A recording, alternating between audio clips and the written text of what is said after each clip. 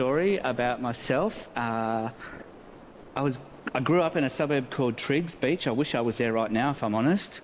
Sea breeze coming in. But we lived in a home, a 70s home.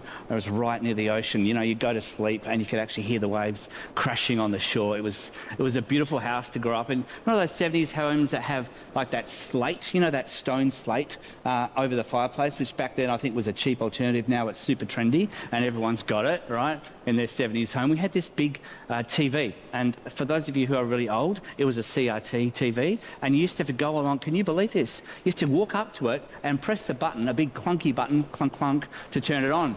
Here's the thing: in primary school, I went to a primary school called Deemore Primary, and I used to want to rush home because I needed to go home, turn on the ABC, clunk clunk clunk, and watch a show called Monkey. Does anyone know the show called Monkey? There's 3, 4 hands. So, okay, let me just say to you, it was a fantastic show. Go back on, it's probably on YouTube. The thing about it was, I had to get home early to watch it because we were not allowed to watch it in my home. It had like undertones of Buddhist type stuff in it, and Mum, if she caught us watching it, man, we were in trouble. But not as much trouble as if we were caught watching TV on Sunday. Because Sunday was like the day where you don't watch TV. And the problem with that, the massive problem with that, and showing my age again, was I'd turn up to school on Monday and all the kids had been watching a show on the ABC, 6 p.m. Does anyone know what the show was? Someone said it over here, someone old. Countdown. Countdown was the show on the ABC. It was music clips, live bands. It was fantastic, but I didn't know because we were never allowed to watch it.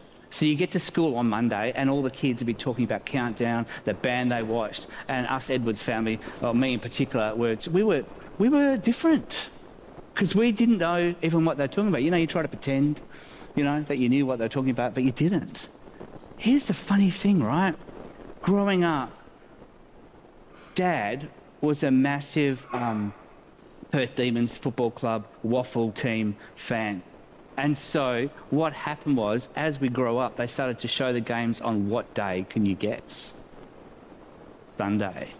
So suddenly, right, the rules, the important thing of not watching TV on Sunday, suddenly it was not such a rule anymore. And as we got older and older, it was just like, now there's AFL on, and Dad's watching it, the TV's on Sunday pretty much the whole day. And I'm like, it didn't make me happy, it actually made me like mad, and I'm angry, because I'm like, Dad, you deprived us as kids growing up. We were like the weird family, and now suddenly this rule that you had in place is no longer a rule anymore, because you want to watch the footy. So we come to this topic of Sabbath, and I try to think about it and what it means in terms of being like a rule. Is it a principle? Is it something we have to obey? What does it even mean to be involved in Sabbath? I had a Zoom call, as has already been flagged. Robin, who's coming on Wednesday, is like this super duper expert on Sabbath. And so I'm like quivering in my boots. So I give her a call, a Zoom call about 3 weeks ago, and we just unpack it what it means. So for the last 3 weeks, I've been plunging myself into study of Sabbath. I've been researching rabbis and what they say about it and about what it all means. Because actually, the thing about it is, along with the practices that we've already looked at so far, prayer, community, the idea of having a time where you stop and you rest and you have moments of just contemplation, perhaps even gratitude, is actually going to be really helpful to you. There's something that happens in your life. A lot of you are like under 30 and you're studying, and you've been studying hard, or you've been getting your first job, maybe you've done an apprenticeship, maybe you're working hard, but you're striving. You're in a season of life where you're really striving to get things done, to make yourself what you want to be, and relationships and all those sort of things as well. And so you can find yourself like really busy without moments of reflection. We're going to talk in a couple of minutes about how that might catch up to you in your spiritual life if you're not taking time to breathe in, to stop, and to have a Sabbath, to have moments of clarity in your life. The Old Testament community, The Jewish people, it was foundational, and Sabbath was absolutely foundational for them. And in fact, it's really the first chapter of the Bible, Genesis chapter 1, verse 1, and then we're going to read the last verse, and then the first 3 verses of chapter 2. This is foundational for their faith. You know, I talked about the nerdy kid on the playground, me, not getting what was going on from the other kids. They were that nation that were peculiar in the sense that Sabbath was really important for them. Genesis chapter 1, verse 1. In the beginning, God created the heavens and the earth.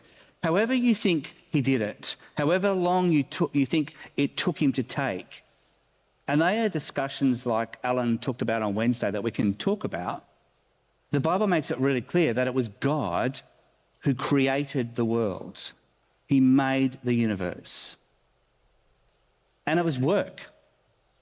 He breathed out and he spoke creation into being. We're not going to read the whole chapter, but basically he spoke, let the waters beneath the sky flow together. Let there be light. Let there be vegetation. Evening passed, morning came. Let lights appear in the sky. You can read it all there in chapter 1. God spoke out. And then we get into verse 31. God looked over all he had made and he saw that it was very good. And evening passed and morning came, marking the 6th day. So the creation of the heavens and the earth and everything in them was done. It was completed. On the 7th day,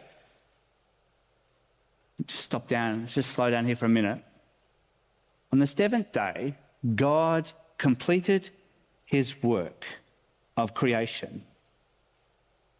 And the all-powerful God, who has infinite energy and infinite power, basically he spoke and creation came into being. What does this cost him? He's not digging a trench and then needing a cold drink afterwards. He's God. Like, you understand? You get that? Like, why does he need to do what the Bible says next? He rested from all his work. And God blessed the 7th day. He blessed it. There's a bunch of stuff he blesses in the Bible. He blesses creation. He blesses humankind. He blesses his son later on.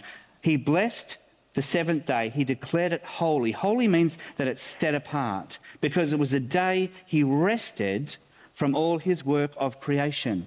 God is like setting a pattern here for you and for me. When my wife Melinda and I bought a home a while back, ages ago, we moved into that home and we looked at the bathroom, and the bathroom was a bit of a schmozzle. It was like a very old bathroom. It had like you know what a Roman bath is? A Roman bath is like a bath that's made out of tiles. In this case, they were green tiles, and they weren't trendy 70s green tiles either. They were awful. So we thought the whole bathroom needs to be changed. So we hired this plumber, and I think his name was Phil. It doesn't really matter.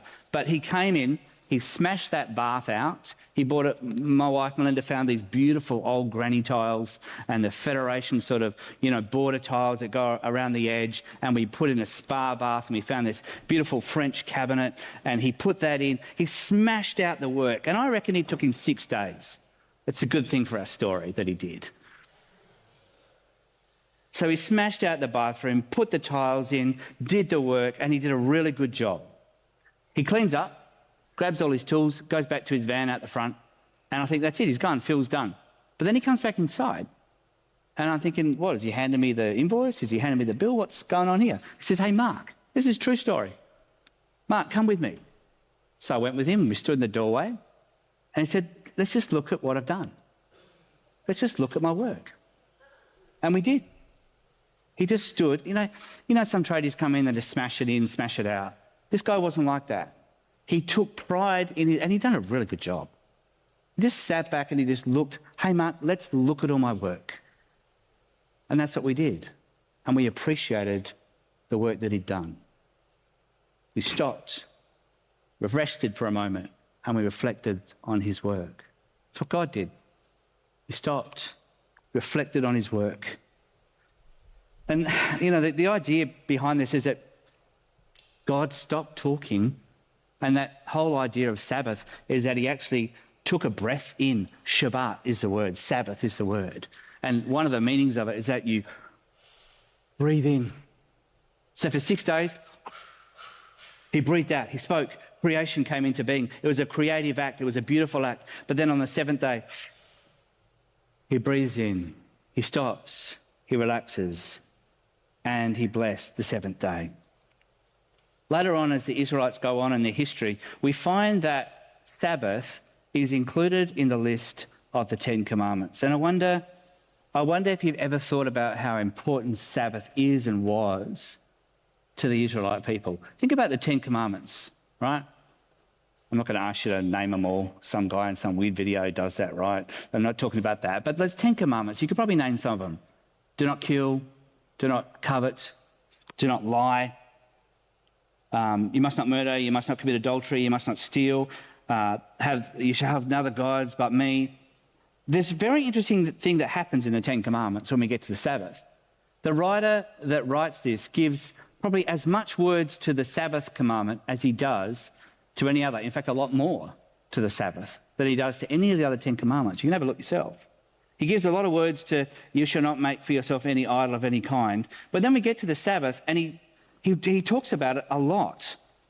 And I want you to think about the fact it must be really important if it's included in the 10 commandments. I mean, you and I accept that the 10 commandments are part of our Western society. We would say this is the basis of which our culture and our society is formed. They're really important. Don't steal, don't covet, don't lie. Sabbath is right there in that list. Do you understand? It's like important. Remember to observe the Sabbath day by keeping it holy. Remember, holy means that it's set apart. It's different. You shall have 6 days each week for your ordinary work. You will have 6 days each week for your ordinary work. But the seventh day is a Sabbath day of rest, dedicated to the Lord your God. On that day, no one in your household may do any work. This includes you, your sons, your daughters, your male and female servants, your livestock, any foreigners living among you. For in 6 days the Lord made the heavens, the earth, the sea, and everything in them. But on the seventh day he rested. That's why the Lord blessed the seventh Sabbath day and set it apart as holy.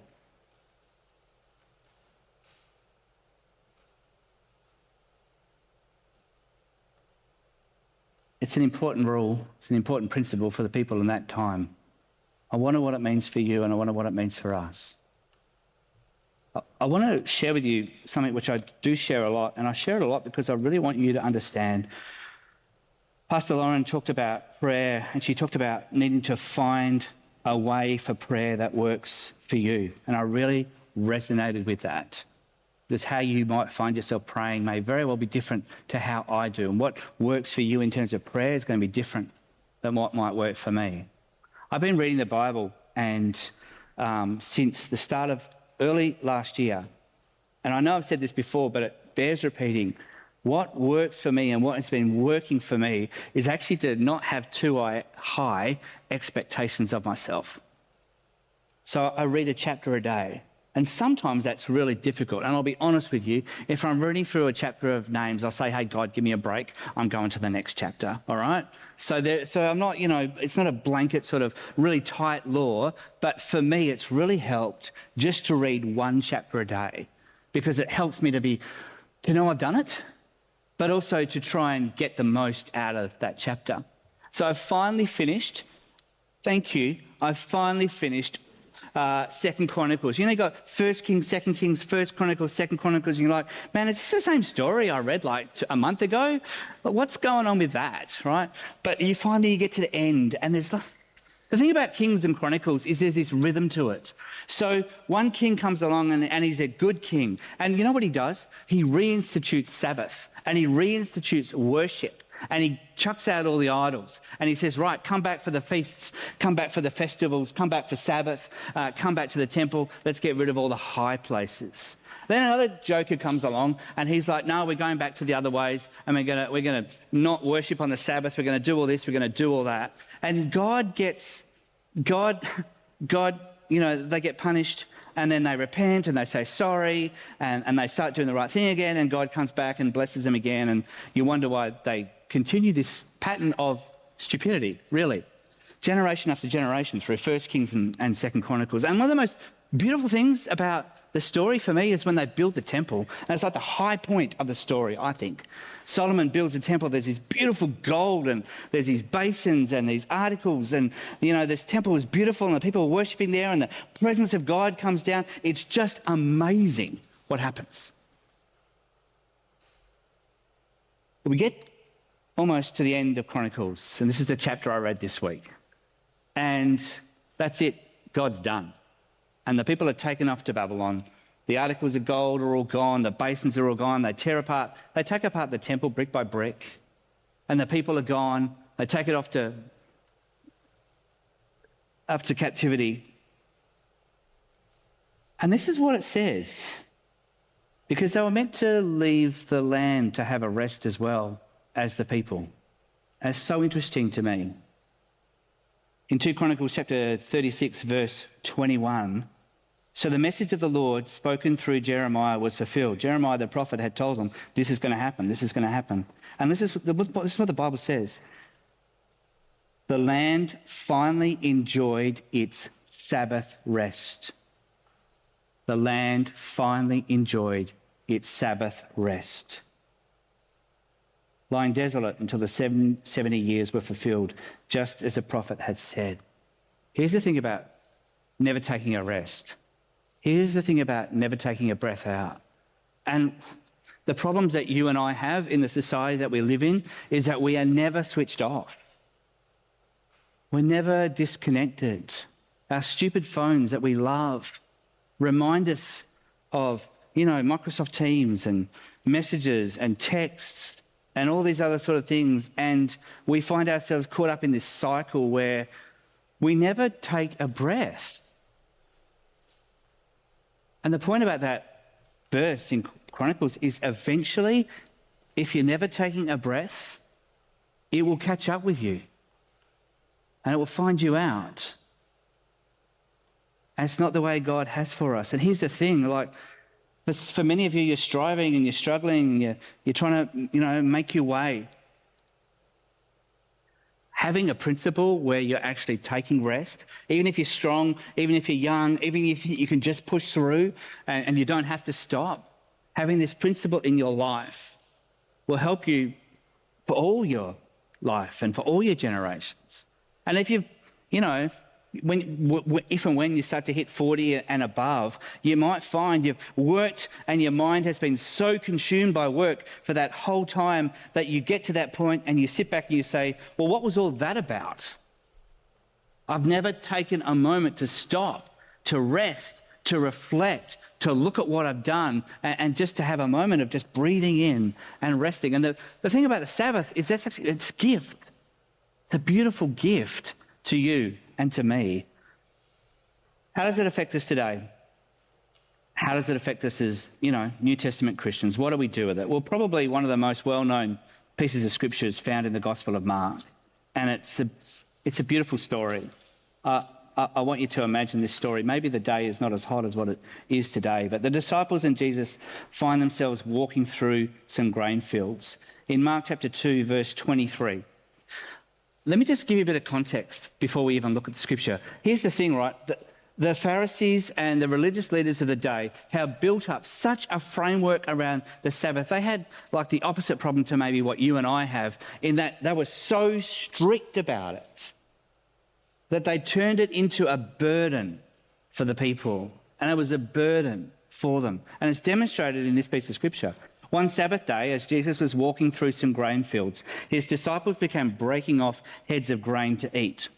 But the Pharisees said to Jesus, "Look, why are they breaking the law by harvesting grain on the Sabbath?" What's going on? Are they harvesting grain? I've seen a harvester. As you know, Kew, I know nothing about farming. If you've been around long enough, you know that I know nothing. So I did a bit of research. I asked a couple of questions of people that know stuff. They're not harvesting, they're not working here. They're walking through a beautiful field in the most beautiful part of the day.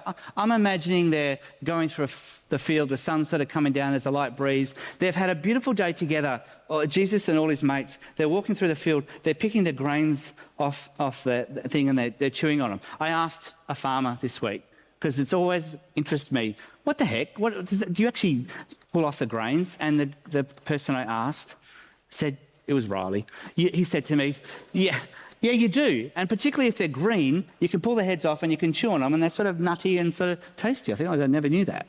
I prefer this story was like a field of raspberries. That to me would be a much better story. I want Jesus and the disciples to be walking through and there's a beautiful mango tree and they're just picking mangoes off and they're picking raspberries. That sounds like a much better story than wheat. But they were having a good time. And these religious leaders came along. Why are they breaking the law by harvesting grain on the Sabbath? Do you see what they're doing? These men, that Jesus and his friends were having Sabbath. They're enjoying this beautiful day. And these religious people came along and just wanted to wreck it. Jesus said to them, and I don't know how Jesus contained himself sometimes. Like I'd be going off. But for whatever reason, and maybe it was because he wanted the disciples to hear the answer, because maybe if he hadn't given the Pharisees an answer, maybe the disciples were thinking in their hearts, yeah, maybe we are doing the wrong thing. So maybe they needed to hear the words of Jesus as well. But Jesus does reply. Haven't you ever read in the scriptures what David did when he and his companions were hungry? He went into the house of God and broke the law by eating the sacred loaves of bread. That sounds good to me. I'll be eating that bread. And only the priests are allowed to eat. He also gave some to his companions. Then Jesus said to them, and this is the point, right? The Sabbath was made to meet the needs of people and not people to meet the requirements of the Sabbath. So the Son of Man is Lord even over the Sabbath. Do you see what he has done there? This is not another law to be tied up in. It's for your benefit. The Sabbath is for us to enjoy. It's for you to enjoy. It's a gift. Then we get on to Luke, and I love this story. And we're going to go on a tangent. You may have noticed I do that sometimes. But we're going to go on a bit of a tangent in this story, and then we're going to come back to the point. But here is someone that shows this incredible faith in Jesus. And it's the story of Jesus on the cross. And we do talk about Sabbath. One of the criminals hanging beside him scoffed. So you're the Messiah, are you? Prove it by saving yourself and us too while you're at it. I want you to imagine this scene. So often, and it's fine, by the way, artistic merit is fine, but when Jesus was crucified on the crosses were actually almost at eye level. So you could actually go up almost to someone, you could spit in their face, and you could certainly insult them. They were right there. It's so cruel, right? So you got Jesus, you got one criminal this side, got another criminal that side. One criminal takes the moment to just have a go at Jesus. The other criminal protested. Don't you fear God when you've been sentenced to die? We deserve to die for our crimes, but this man hasn't done anything wrong. Then he said, Jesus, remember me when you come into your kingdom. And Jesus replied, I assure you today you'll be with me in paradise. Here's our little tangent. I don't know if there's anyone else in the whole of the Bible that has more faith than this guy. And let me explain to you why I think that. He's there. He's right next to Jesus. Jesus is so obviously dying. One point they said we've got to break their legs to bring them down because we don't want to do that on the Sabbath. We don't want to work on the Sabbath. But Jesus was dying before this man. And he could see that. He had front row seats to Jesus' death. Like, how much faith do you need to have to then be able to turn to Jesus and say, when you come into your kingdom, are you serious, mate? When you come into your kingdom? Like, this guy's dying. Story is gone. The victory is gone. But he turns to Jesus and says, when you come into your kingdom, remember me. Is that the most incredible story of faith? Everything was against him. Everything, said to him, this is not victory. But he saw victory. And the interesting thing, Jesus' answer to him is pretty much Jesus says, you will be in Sabbath with me. You will be in rest. The next day was going to be Sabbath, but that's not the Sabbath Jesus was talking about. The Sabbath he was talking about, where would they be? Well, that's a theological argument for another day, but he would be with Jesus and he would be at a place of rest. He would no longer have to... What brought that criminal to that point, we're not told, we can imagine, but he probably hadn't had a good life. But no longer would he have to worry about that. No longer would he have to strive. No longer would he have to work. He would be in Sabbath rest, which is beautiful. You know, one of the things about heaven that perhaps you haven't thought about is that in Sabbath rest and in heaven, as it should be for you today, Sabbath does not mean you do nothing. Sabbath does not mean you sit back and watch Netflix and binge all day and feel guilty. You can actually spend the time doing something beautiful and productive and lovely and creative that maybe you don't have time during the week. I mean, in a moment, we're going to hear a song that Beth and Rob have done for us. That is like such beauty and creativity. We're going to enjoy that together. That's something you can do. And here's the thing about heaven, and I'm going to reveal too much about myself in this moment, but when you get to heaven, you will be able to be creative in ways that maybe you can practice for here, but you're going to be good there. When I get to heaven, I'm going to be able to sing really well. And I'm serious, and I'm going to learn to play music, and I'm going to be leading worship in heaven, because that's not something I can do here on earth for obvious reasons. But here's the thing, right? It will actually be creative. God was absolutely creative. It won't be boring. You'll actually be doing things that bring life to you and are creative to you and are good for you. So that's why I say, Sabbath here on earth is practice for what you will be in heaven. And I imagine the thief on the cross, maybe he had a crummy life, but Jesus promised him Sabbath and Sabbath rest, and it's beautiful. So just a couple more points and we're almost done.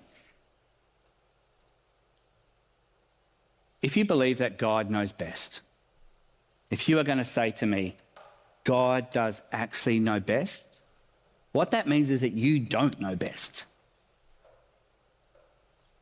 And I can only talk to you about my own work experience, and it may not relate, but that's what I've got. As a pastor, sometimes I find myself working all the time, and I can justify it because I'm a pastor. I'm doing God's work, so I shouldn't be resting because this is good what I'm doing. And that's actually wrong. I need to take rest. I need to take moments where I'm not thinking about my work, where I'm taking a breath, and when I'm doing something creative. The other day I had dinner at the house with some people, and I brought across some ginger beer. And I said hey guys, do you want some ginger beer? I've made it. It's taken me 6 weeks to make. And someone said, yeah, okay, I'll try that. And so I cracked the lid, and you heard that nice little and I poured them a glass, put some ice in it, and they tasted it, and they said, this is really good.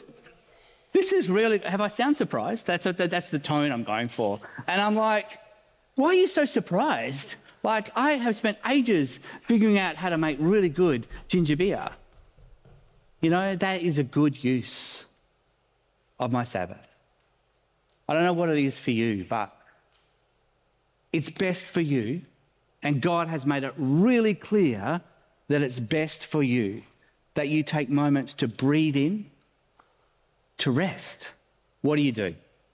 What do you do on Sabbath? I've got a list on the screen, and these are just some of the things, and maybe they're not all the things, but they're some of the things. You enjoy creation. When I first started back here all those months ago, Kieran was coming up and he was sharing a bit with us about how he connects with God. And it was really good for me because, sometimes Melbourne can feel like really cloistered in, and you can feel like you're really, there's just so much stuff. And he talked about how he found a beautiful little spot down by the Yarra River, and he can enjoy God's creation. So my wife and I have been down to the Yarra, and we've just enjoyed creation. That's a really good thing to do, a good use of Sabbath. Rest in meditation. Meditation is You know, in some ways, Eastern religion has sort of taken meditation from us, and for some reason we don't think we can do it as Christians. We can. Meditation is about focusing your mind and your heart in on God and resting and waiting for God to speak to you. It's a really good use of Sabbath. Revel in community, joy in worship, have friends over, invite people over. You don't have space and time to do that always. Revel in community, if that's what fills your tank. Joy in worship, relate in prayer. And I think you all get all those ones. The last one is one from me. Eat good food. Do you know it's a funny thing about eating? Like, you have to eat. If you don't eat, you die. But the good thing about God is he has made food so good. Now, I don't know if this is going to float everyone's boat. Someone said to me the other day, they said, you should never spend more time on a meal than what it takes you to eat it. And I'm like, yeah, nah, that's not how I live my life. I put a piece of brisket on in the morning, 5:30. It's not going to be ready for 12 hours. That just fills me with such joy, and I love that. Enjoy the good things that you love, that God has given you on this day that is a gift for you.